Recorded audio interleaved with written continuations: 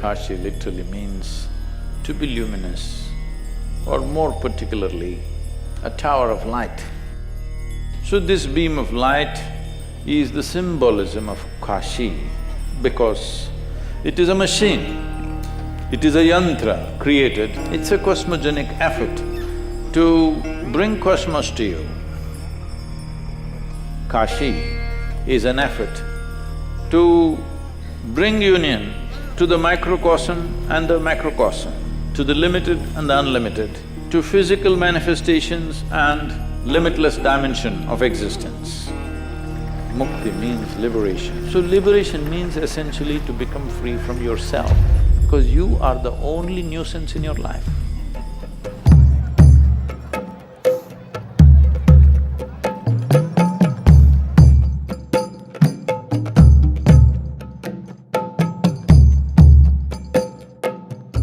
So the significance of being in Kashi, the word Kashi literally means to be luminous, or more particularly, a tower of light.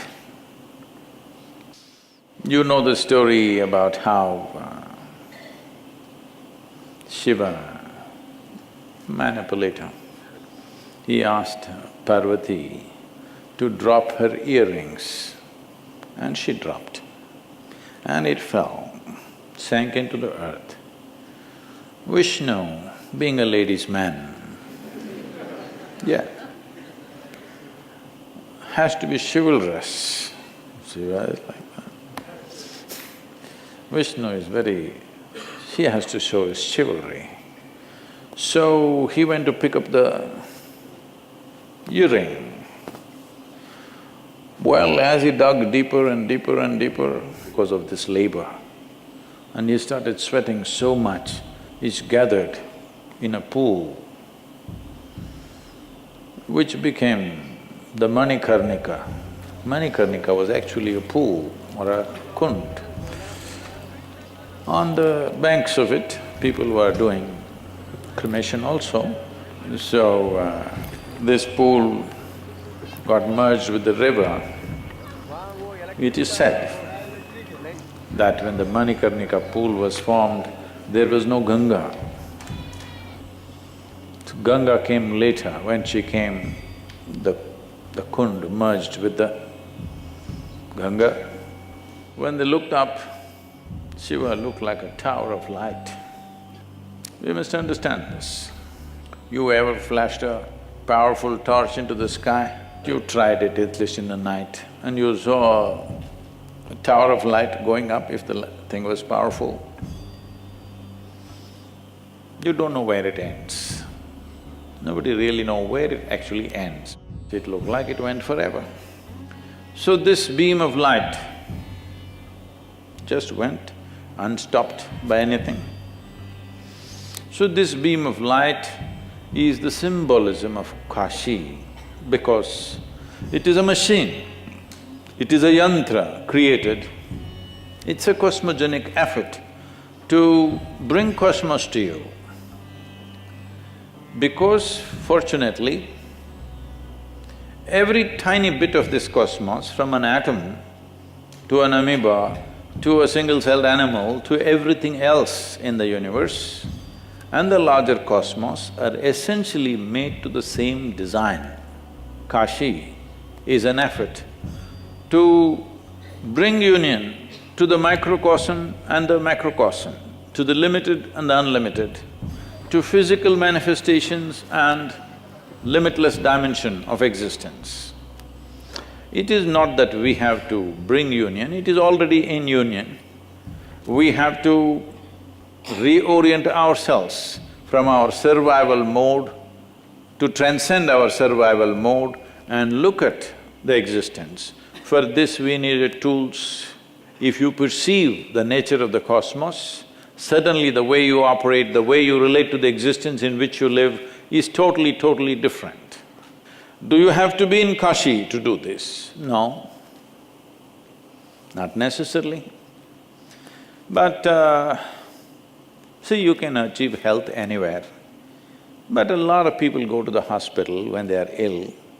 Because it's a common place where certain tools and facilities and medicines and expertise is available in one place. So Kashi is that kind of place where there was a whole system, there was knowledge, there was mechanisms for that, there are methods for that, variety of capabilities, everything, every kind of specialist lived here at one time. The most important thing in human life is to know the limitations of your body. Yesterday you were born, tomorrow you will be buried, only today is there to live. This is the nature of the existence. And before death becomes today, life needs to blossom. So every possible mechanism that we could use, we set it up across the country. There are many mechanisms like this, most of them unfortunately broken, including this one, which is largely disturbed. But the energetic part of it is still, if not absolutely, pretty alive. Because always when we consecrated spaces of this nature, including Dhyanalinga, it is not in the structure. Structure is only a scaffolding. Kashi is generally said, by legend, it is said that it is on top of Shiva's Trishul, it is not on the ground. What I am seeing in my experience is, approximately the real structure of Kashi is about 33 feet above the ground. If we had any sense, we should not have built anything beyond 33 feet. But we have, because sense has always been scarce. Yes, it's been a very scarce material in the world. And by geometrical calculations, it could be up to 72 or 7,200 feet. The energetic structure is made like that.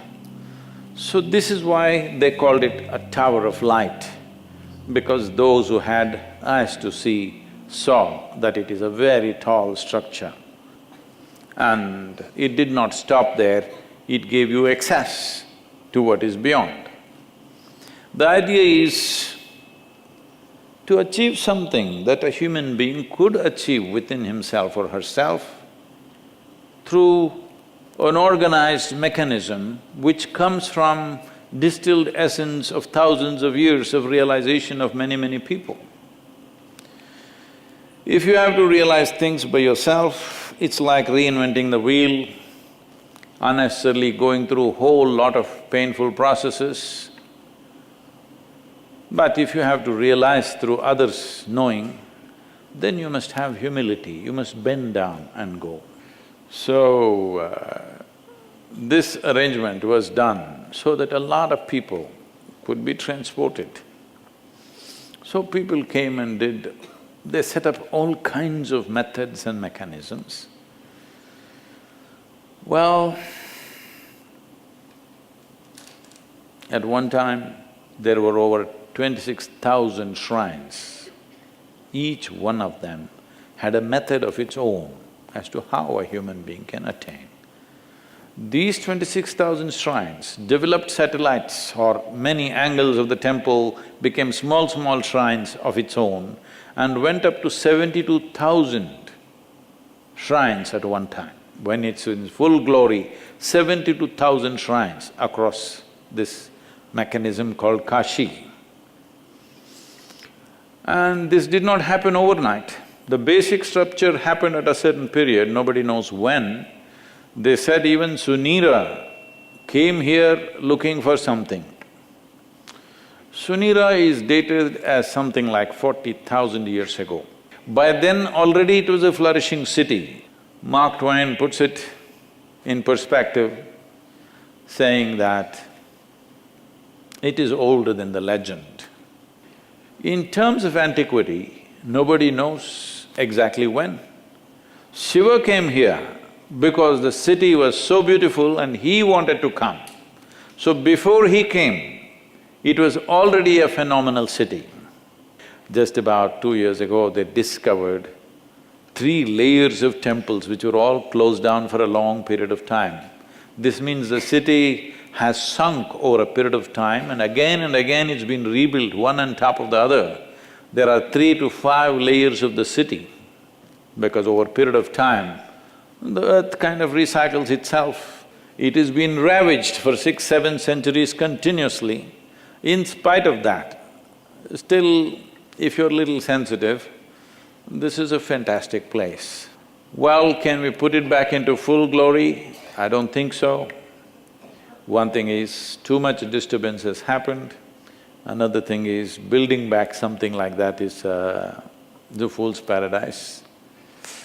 It has been ravaged many times, but because the energy body of Kashi was 33 feet above the ground, it is still alive with some damage, substantial damage, but still a phenomenal place. Because if you want to look at it this way, this is one way to interpret, it's a home with 72,000 rooms. More than 3,000 are alive in the energy form.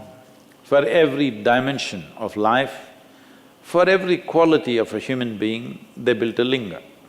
This is how these temples came. For every aspect, one linga. Some extreme, some very much socially acceptable, some beyond all social acceptance, all kinds of things existed in parallel. Nobody found fault with anything. Anybody could do what they want as long as they're seeking mukti. As long as they're seeking liberation and they're sincere about it, they could do whatever they want. That is how significant mukti was considered to be. You must attain in this life.